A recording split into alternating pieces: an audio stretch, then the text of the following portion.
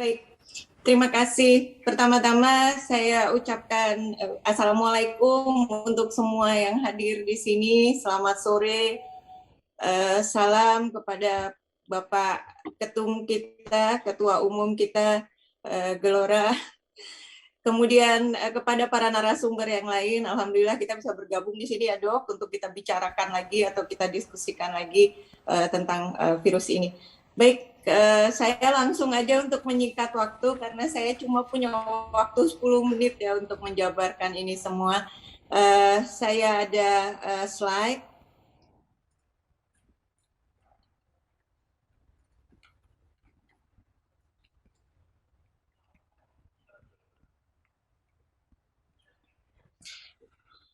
Ya, langsung aja yang kedua. Ya, ini tentu semuanya sudah mengenal virusnya. Virus yang kita sedang hadapi pandemi saat ini adalah ini SARS-CoV-2 atau COVID-2. Ini adalah adik dari sebelumnya. COVID satu lagi adalah MERS. Di zoonovirus ada hanya hostnya adalah kemudian memiliki imunoterapi. Jadi ini masih novel virus ya, masih virus yang baru. Slide. Nah, ini yang sudah kita hadapi, mohon maaf, ini adalah data per tanggal 22 Juni, ya, kita sudah menghadapi kurang lebih sekitar 2 juta lebih konfirmasi, kemudian 1,8 juta lebih sembuh, dan 55.000 lebih meninggal. Ya. Sedangkan yang sudah divaksinasi, itu kurang lebih adalah 24 juta, 2 juta yang tadi ya, 24 juta, kemudian target sasaran masih ada 40 juta lagi. Ya. Dan yang sebelah kanannya ini adalah dari WHO pada 1000, tapi pada SARS yang kedua ini kita sudah sampai pada 173 juta kasus. Slide. Dan ini perkembangannya, SARS-CoV-2 yang pertama Desember tahun 2019, itu parenteral virusnya adalah di Wuhan. Kemudian virus ini bermutasi, diantaranya kita juga membukukan mutasi tersebut pada spike-nya ya, di Indonesia, yaitu menjadi DG14G. Kemudian pada bulan September itu di Afrika Selatan, N501Y yang merupakan lineage dari kondisi di Amerika Serikat ya. Kemudian yang kita garis bawahi atau kita highlight itu adalah yang di UK B117, dan yang pada bulan Januari kemarin muncul di India yaitu B161712-73. Yang ini merupakan varian of concern, artinya atau yang sering disebut dengan Delta varian ya. Sampai bulan Juni kemarin itu terjadi 76 kasus, tapi terakhir saya dengar dari Bandung ada tambahan kurang lebih sekitar 40 kasus ya untuk varian Delta ini. Daya infeksinya dan daya transmisinya memang semakin besar dan virulensinya juga semakin tinggi, artinya dia mampu menginfeksi lebih berat lagi ya. Dan untuk mengetahui varian ini bisa kita saja atau dengan slide berikutnya. Oke, nah ini saya akan memperlihatkan bentuk-bentuk mutasi pada varian baru ya. Yang paling kiri itu adalah parenteral virusnya yang di Wuhan ya. Kemudian itu yang varian baru yang muncul itu B117, ya sudah ada perubahan pada spike-spike proteinnya, terutama pada furin cleavage site. Ini adalah tempat untuk transmisi terhadap membran host ya atau kita.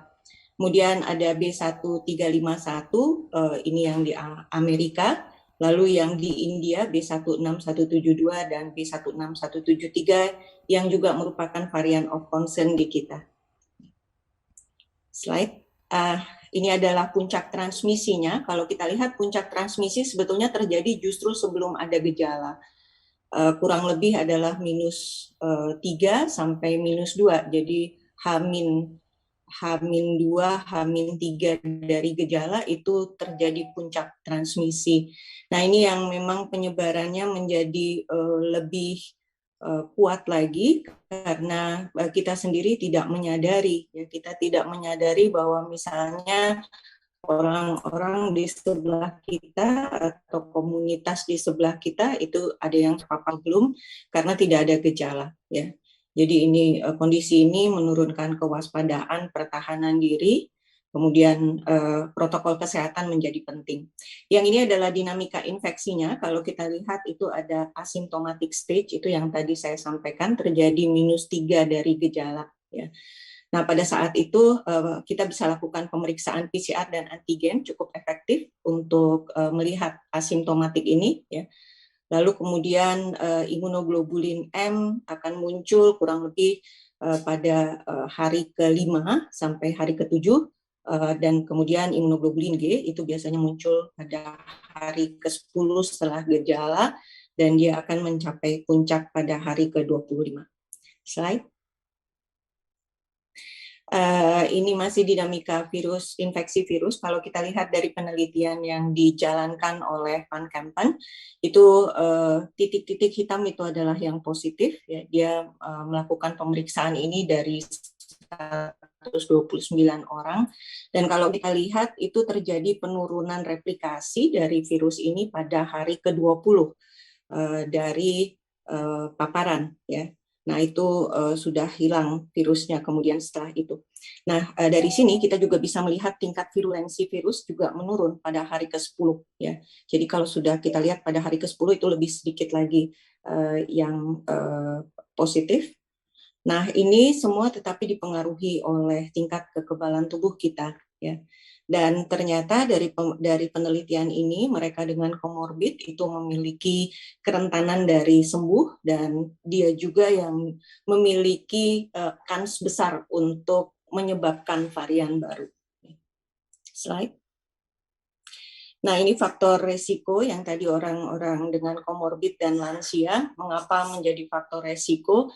Karena umumnya mereka yang lansia dan memiliki komorbid itu terjadi penurunan pembentukan interferon gamma pada sel T-nya, di mana sel T ini sebetulnya adalah sistem pertahanan daya tahan tubuh kita.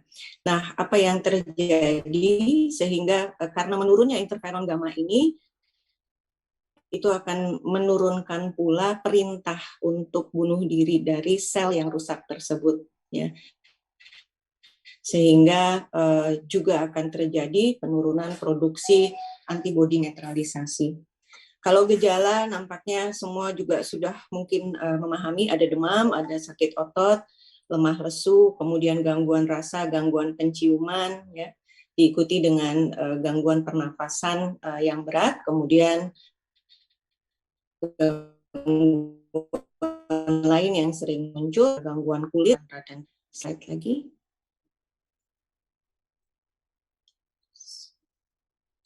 Slide. Nah, alat diagnostik, ada 2 alat diagnostik yang cukup memiliki sensitivitas dan spesifisitas yang tinggi, yaitu PCR dan rapid antigen. Namun tentu saja PCR ini jauh lebih tinggi sensitivitas dan spesifisitasnya, ya. Karena apa? PCR ini bisa mendeteksi adanya protein virus pada kondisi jumlah virus tersebut adalah 10⁻². Sementara untuk rapid antigen itu membutuhkan jumlah virus adalah 10⁻5. Ya. Kemudian CT dari PCR atau cycle threshold. Cycle threshold ini menandakan jumlah loading dari virusnya. Ya. Jadi semakin kecil itu semakin tinggi sebetulnya virusnya. Semakin tinggi nilai CT, semakin sedikit virusnya. Ya. Tetapi PCR ini tidak bisa membedakan antara virus yang hidup dengan virus yang mati. Ya. Kemudian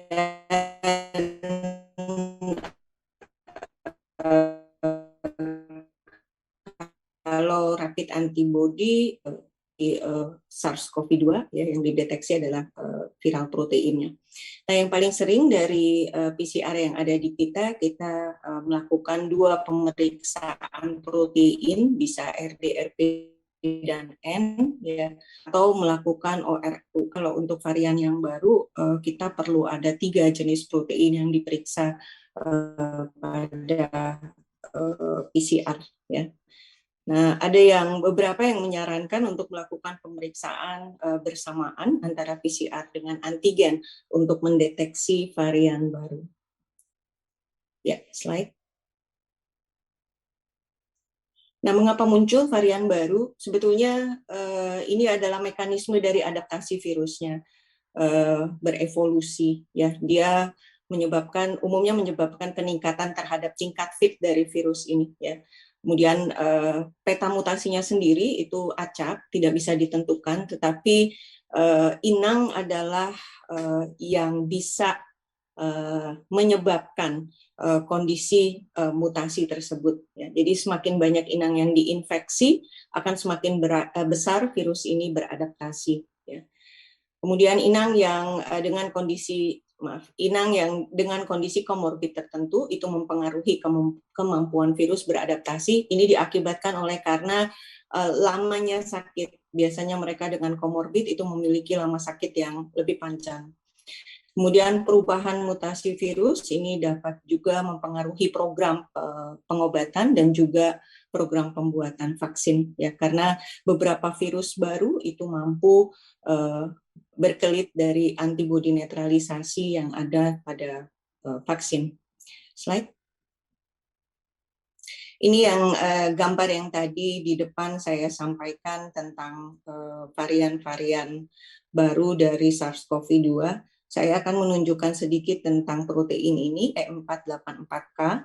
Nah, protein inilah yang bisa berkelit dari antibodi netralisasi yang ada di vaksin ataupun antibodi netralisasi yang harusnya diproduksi oleh sel daya tahan tubuh kita. Ya, jadi ada 2 yang memiliki protein ini, yaitu B1351 yang ada di Amerika dan B16173 ini varian Delta yang sudah masuk di kita di Indonesia. Slide. Yang wajib dilakukan tentu saja seperti yang sudah kita dengar, 3T, trace, test dan treat, kemudian 3M, masker, mencuci tangan, menjaga jarak, dan 3K, kerumunan, kontak erat, dan kamar tertutup. Jadi ini wajib. Saya tidak akan membahas lagi apa saja yang dimaksud dengan 3T, 3M, minus 3K.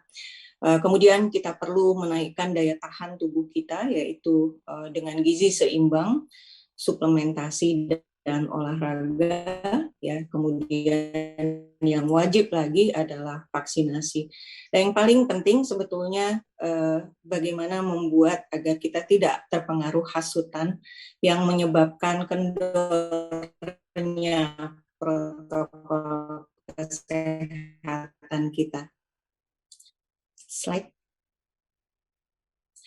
Vaksinasi wajib. Ini adalah tindakan di mana kita memasukkan virus yang di lemari daya tahan tubuh kita untuk memproduksi tentara-tentara. Ya. Di Indonesia ini kita memiliki 2 jalur, yaitu program beberapa penelitian yang sudah ada. Vaksin RNA ternyata lebih efektif melindungi kita dari varian baru SARS-CoV-2. Yang penting adalah melihat dari tingkat, karena beberapa penelitian vaksin yang memiliki efikasi tinggi itu ternyata menghadapi varian Delta ini efikasinya menurun dari 7,8 sampai 9 fold ya. Jadi dia ada penurunan efikasi. Tren kunci adalah 51,62, artinya adalah 1 orang dari 2 orang yang ada di sekeliling kita kemungkinan besar sudah memiliki virus. Ya. Kemudian tren kunci berikutnya adalah 3T, 3M, dan minus 3K itu adalah yang menurut saya sampai saat ini sangat efektif untuk menurunkan kemungkinan mutasi atau kemungkinan perubahan atau pembentukan varian-varian baru di kemudian hari. Ini adalah slogan dari Banyumas, ya. Lebih baik agak susah nafas daripada hilang nafas, artinya masker. Terima kasih.